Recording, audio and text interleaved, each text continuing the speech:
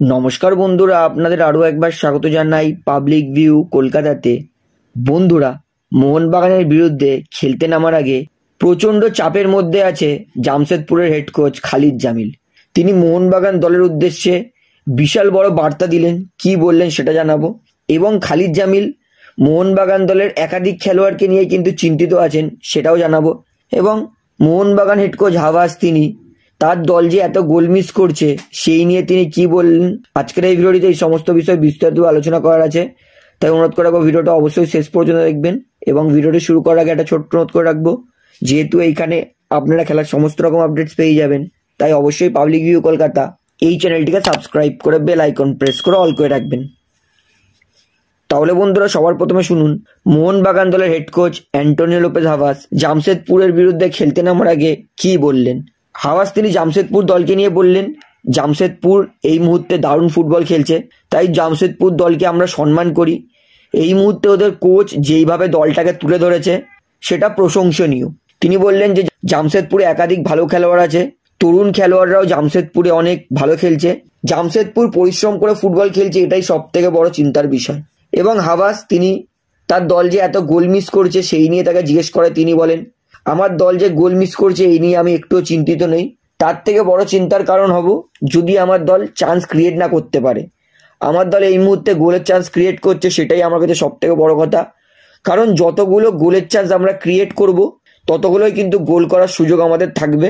তাই গোল হচ্ছে না এটা নিয়ে আমি একটুও চিন্তিত নই, চান্স ক্রিয়েট হচ্ছে, এটাই আমার কাছে সব থেকে বড় কথা। তো বন্ধুরা, এবারে শুনুন জামশেদপুরের হেড কোচ খালিদ জামিল কেন মোহনবাগানকে ম্যাচের আগে নিয়ে একটু চিন্তায় আছেন। খালিদ জামিল তিনি বলছেন, এই মুহূর্তে এই দিকে সব থেকে শক্তিশালী দল মোহনবাগান, এবং মোহনবাগান দল এই মুহূর্তে ভালো ছন্দে ফুটবল খেলছে।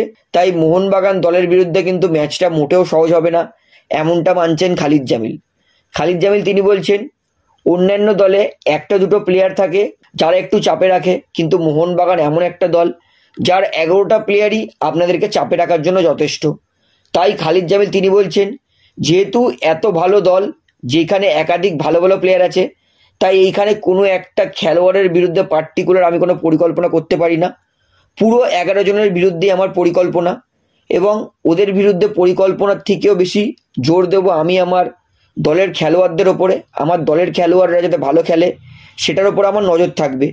তিনি বলেন, অবশ্যই মোহনবাগান দলে কিছু খেলোয়াড় আছে যাদেরকে শান্ত রাখতে পারলে ম্যাচ থেকে হয়তো আমরা পয়েন্ট পেতে পারি।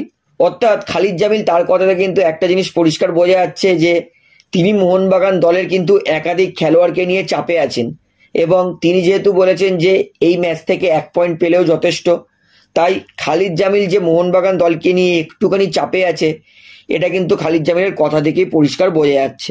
অর্থাৎ বন্ধুরা, খালিদ জামিল কিন্তু মোহনবাগান দলের অনেক খেলোয়াড়কে নিয়ে চিন্তিত।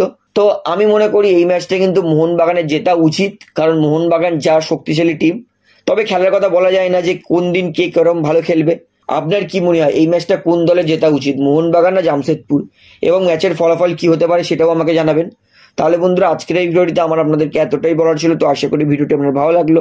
তো ভিডিওটি ভালো লাগলে অবশ্যই লাইক করুন, কমেন্ট করুন, শেয়ার করুন। এবং বন্ধুরা, চ্যানেলটিতে আর নতুন আছেন সবাইকে একটা অনুরোধ করবো, তারা অবশ্যই পাবলিক ভিউ কলকাতা এই চ্যানেলটিকে সাবস্ক্রাইব করে বেল আইকন প্রেস করে অল করে রাখবেন। ধন্যবাদ।